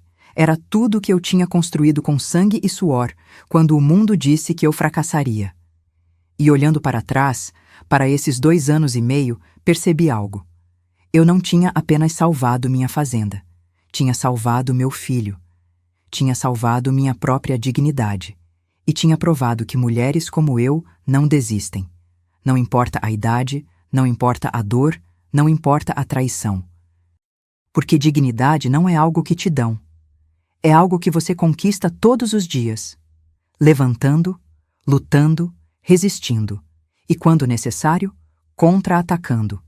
Em janeiro de 2030, completei 71 anos. Acordei naquela manhã de aniversário, preparei meu café, sentei na varanda olhando o sol nascer sobre os campos dourados da fazenda. Tempestade de Prata pastava tranquila perto do estábulo. Ela tinha 18 anos agora, aposentada da reprodução, vivendo seus dias finais em paz. E tomei uma decisão sobre o futuro, sobre legado, sobre o que realmente importava. Chamei Dr. Heitor para uma reunião. Ele chegou com sua pasta de couro gasta, aqueles óculos de leitura pendurados no pescoço e um sorriso curioso. Isadora, você disse que era urgente. Está tudo bem? Está ótimo, Heitor. Mas preciso mudar algumas coisas no meu planejamento sucessório. Ele abriu a pasta, pegou caneta. Estou ouvindo. Respirei fundo e expliquei meu plano. 40% da fazenda, incluindo 128 hectares de terra, o estábulo principal e 6 éguas reprodutoras, seriam doados para criar o Instituto Sérgio Mendes de Empreendedorismo Rural Feminino. Uma organização sem fins lucrativos dedicada a ensinar mulheres viúvas, divorciadas ou em vulnerabilidade social a trabalharem com agronegócio. Cursos gratuitos de manejo de gado, criação de cavalos, gestão rural, administração financeira. Tudo que eu tive que aprender sozinha, na dor, essas mulheres aprenderiam com suporte, estrutura e dignidade. Quero que seja algo que sobreviva a mim, expliquei. Algo que mostre para outras mulheres que não importa quantos anos você tem, não importa se está sozinha, você pode reconstruir sua vida. Heitor sorriu, emocionado. Sérgio ficaria orgulhoso. Eu sei. Os 60% restantes, a casa principal, o resto das terras, os cavalos campeões, todo o patrimônio financeiro, seriam colocados em um trust irrevogável. Bernardo só poderia acessar esse trust aos 50 anos de idade, daqui a 8 anos. E apenas se cumprisse 3 condições não negociáveis. Primeira, provar mudança de caráter com trabalho honesto contínuo por no mínimo 8 anos, sem dívidas, sem processos, sem golpes. Segunda, terminar de pagar todas as dívidas remanescentes com Wilson Amarante. Terceira, trabalhar como voluntário no Instituto Sérgio Mendes por pelo menos 2 anos, ensinando jovens sobre os erros que cometeu e as consequências de escolhas erradas. Se ele não cumprir essas condições, Heitor perguntou, então o trust será dissolvido e todo o patrimônio vai para o Instituto. Bernardo não receberá nada. Heitor anotou tudo, levantou os olhos. Você tem certeza? É uma decisão dura. Tenho absoluta certeza. Porque se existe algo que aprendi nesses anos todos é que herança não se dá, se conquista. Meu filho precisa provar que é digno do sobrenome que carrega. Os documentos foram assinados em fevereiro, registrados em cartório, irrevogáveis. Contei para Bernardo numa visita dele à fazenda, num domingo tranquilo. Estávamos na varanda, tomando limonada, quando coloquei os papéis na mesa. Filho, preciso te mostrar uma coisa. Ele leu, página por página. Quando terminou, tinha lágrimas nos olhos. Mãe, eu não esperava nada. Depois de tudo que fiz, eu sei, mas não é sobre o que você espera, é sobre o que você merece, e até agora você está no caminho certo.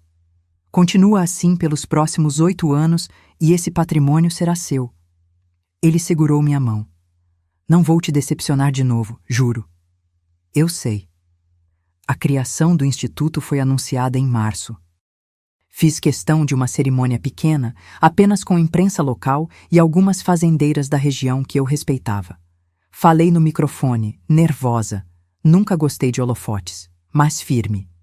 Esse instituto leva o nome do meu marido, Sérgio Mendes, porque foi com ele que aprendi o significado de parceria. Mas leva adiante meu trabalho. Mostrar para mulheres que a gente não precisa de permissão para reconstruir nossas vidas. Precisamos de coragem, conhecimento e apoio. 23 mulheres se inscreveram na primeira turma. Viúvas, divorciadas, mães solteiras. A mais nova tinha 28 anos. A mais velha, 62. Dei aulas pessoalmente nas primeiras semanas. Ensinei sobre cavalos, sobre terra, sobre contratos. Contei minha história, sem enfeites, sem vitimização, apenas fatos. No final da minha fala, uma mulher de 50 anos levantou a mão chorando. Dona Isadora, meu marido morreu há 3 anos, me deixou com dívidas e fazenda abandonada. Eu achei que ia perder tudo, mas ouvindo a senhora, eu sinto que ainda tenho chance. Você tem, minha querida. Você sempre teve. Só precisava de alguém para lembrar você disso. Os meses seguintes foram de satisfação profunda. Ver aquelas mulheres aprendendo, crescendo, conquistando autonomia. Ver a fazenda funcionando perfeitamente, mesmo com parte dela dedicada ao instituto. Ver Bernardo trabalhando honestamente, crescendo como homem. Em junho de 2030, Bernardo me ligou com uma notícia. Mãe, a Letícia está grávida. Meu coração parou. Você vai ser avó. Avó. Depois de tudo, depois da dor, da traição, da reconstrução, eu ia ser avó. Estou feliz, filho, muito feliz. Mãe, eu quero que meu filho, ou filha, cresça conhecendo a avó, conhecendo a história de como você lutou, para que ele aprenda desde cedo. Dignidade não se negocia. Desliguei e chorei. Lágrimas boas, de realização. Hoje, sentada na varanda dessa fazenda que construí com sangue e suor, olho para trás e vejo a jornada completa. Vi a pior traição que uma mãe pode sofrer, mas também vi a redenção mais bonita que um filho pode conquistar. Aprendi que família não é só sangue, é respeito, é lealdade, é esforço mútuo. Aprendi que perdão não é fraqueza, é força. Mas perdão sem mudança não é perdão, é permissão para ser ferida de novo. Aprendi que mulheres como eu, mulheres de 71 anos, com rugas, com mãos calejadas, com histórias de dor, não são descartáveis, somos essenciais, porque carregamos sabedoria que só se conquista vivendo, e lutando, e resistindo. Todas as manhãs acordo às 5, faço meu café, vou ao estábulo, cumprimento tempestade de prata, e agradeço por estar viva, saudável, forte, porque enquanto eu respirar, essa fazenda vai prosperar. E quando eu partir, deixarei um legado maior que terras e cavalos, deixarei histórias de resistência, de dignidade, de mulheres que não se curvaram. E isso, meu filho finalmente entendeu, não tem preço. Dezembro de 2030. 71 anos, 7 meses e 14 dias de vida. Sentada na varanda da fazenda, com uma xícara de café quente entre as mãos, observo meu neto, Theo, 3 meses de vida, dormindo tranquilo no colo de Bernardo. Meu filho embala o bebê com cuidado, cantarolando baixinho uma canção que eu cantava para ele quando era criança. O ciclo se fechando. Letícia está na cozinha preparando o almoço. Ela insistiu em cozinhar, mesmo eu dizendo que não precisava. Dona Isadora, depois de tudo que a senhora fez por nós, deixe eu cuidar da senhora hoje. Cuidar de mim. Que conceito estranho e reconfortante ao mesmo tempo. Theo se mexe no sono. Bernardo ajusta o coeiro. Aquele mesmo coeiro de algodão que usei nele há 38 anos, lavado e cuidado durante décadas. Ele olha para mim e sorri. Mãe, lembra quando você me falou que eu só ia entender você quando tivesse um filho? Aceno com a cabeça. Agora eu entendo. Olho para esse menino e penso, eu faria qualquer coisa por ele. E você fez tudo por mim. E eu retribuí com traição. Sua voz falha. Ele ainda carrega a culpa. Sempre vai carregar. Cicatrizes não somem, apenas ensinam a conviver com a dor. Você está se redimindo, filho. Todo dia, com cada escolha honesta. Ele acena. Olha para o filho. Vou contar para ele, quando crescer. Vou contar sobre o homem horrível que fui. E sobre a avó incrível que me salvou de mim mesmo. Levanto, caminho até eles. Acaricio o rosto de Theo, pele macia, cheiro de bebê, futuro puro, e sussurro. Você nasceu numa família que conhece dor, mas também conhece redenção. Nunca esqueça isso. Nos últimos meses, muita coisa mudou. O Instituto Sérgio Mendes formou sua primeira turma. 23 mulheres que chegaram quebradas e saíram empreendedoras rurais. 3 delas já administram pequenas propriedades próprias. 5 trabalham em cooperativas, ganhando salários dignos, todas com autonomia financeira, todas com dignidade restaurada. Uma delas, Socorro, 57 anos, viúva, mãe de 4 filhos, me abraçou no dia da formatura chorando. Dona Isadora, a senhora me ensinou que eu não preciso de homem para sobreviver.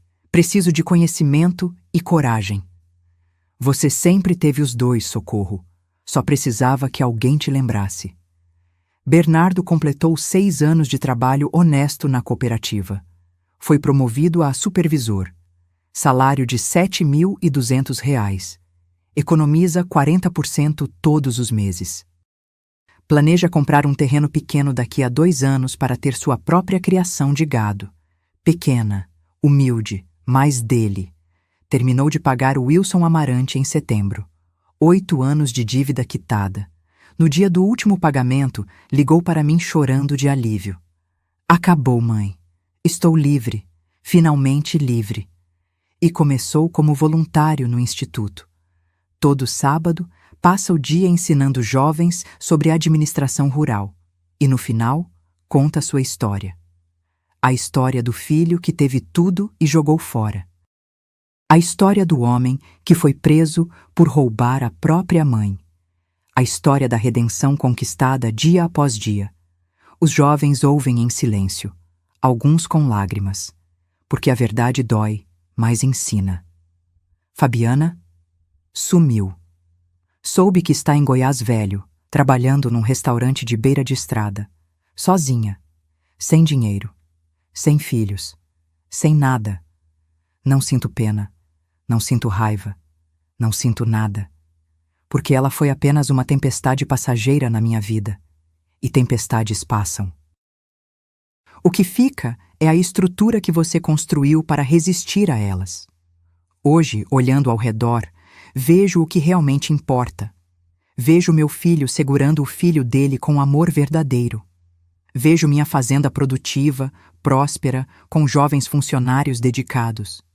Vejo o instituto formando dezenas de mulheres todo ano. Vejo Tempestade de Prata pastando em paz, velha, mas digna. Vejo minha vida. Uma vida que poderia ter terminado em amargura, mas que escolhi reconstruir em propósito. Às vezes, quando estou sozinha, volto àquele momento, aquele telefonema. Mãe, estamos indo para os Estados Unidos amanhã. Sua fazenda e seus cavalos já foram vendidos. Adeus. Lembro do meu coração partindo, da sensação de ser descartável, de não importar, mas lembro também do que veio depois, a investigação silenciosa, a descoberta das provas, o momento de virar o jogo. E entendo agora que aquele telefonema não foi minha destruição, foi meu despertar. Porque existe uma força em mulheres como eu, mulheres que foram subestimadas, descartadas, chamadas de velhas, de teimosas, de obstáculos, que é impossível de medir. É a força de quem construiu tudo do zero, de quem sobreviveu ao impossível, de quem se recusou a desistir quando o mundo inteiro disse que deveria. Theo acorda e começa a chorar. Bernardo o embala, nervoso. Ainda está aprendendo. Pego o bebê dos braços dele, coloco contra meu peito e o choro para instantaneamente. Como você faz isso? Bernardo pergunta admirado. 71 anos de prática, filho. 71 anos aprendendo que às vezes tudo que alguém precisa é sentir que não está sozinho. Olho para o rosto pequeno de Theo. Ele me observa com aqueles olhos escuros de recém-nascido, tentando entender o mundo. E sussurro para ele, mas também para mim mesma. Você vai crescer ouvindo histórias sobre sua avó. Algumas verdadeiras, algumas exageradas. Mas quero que você saiba a verdade mais importante. Eu não sou especial. Sou apenas uma mulher que se recusou a ser quebrada. E você, meu amor, vem de uma linhagem de resistência. Não esqueça disso. A vida não é feita de finais felizes perfeitos. É feita de cicatrizes que viram sabedoria, de perdas que viram força, de traições que viram limites e de recomeços que viram legados. Hoje, aos 71 anos, não tenho medo do futuro. Não tenho medo de envelhecer. Não tenho medo de ser esquecida. Porque enquanto existir uma mulher que leia minha história e pense, eu também posso, eu vivi certo. Enquanto existir um filho que aprenda com os próprios erros, eu ensinei certo. Enquanto existir uma fazenda que prospera com trabalho honesto, eu construí certo. Sou Isadora Mendes, tenho 71 anos.